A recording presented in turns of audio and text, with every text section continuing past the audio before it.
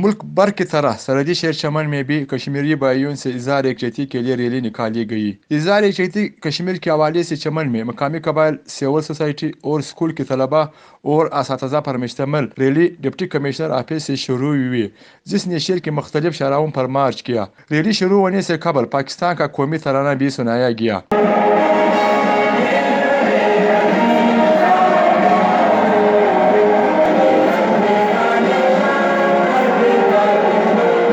Rally کے شرکاء نے پاکستان زندہ باد، پاک فوج زندہ باد اور مودی سرکار کے خلاف شدید نعرہ بازی کی۔ ریلی کی قیادت اسسٹنٹ کمشنر چمن یاسر اقبال دشتی نے کی اور ریلی کے شرکاء نے مختلف شاہراہوں پر مارچ کے بعد مال روڈ پر پہنچ کر پریس کلب پر اختتام پذیر ہو گئی۔ کیمرہ ٹیم کے ساتھ ظفر خانہ چکزئی، DNN چمن۔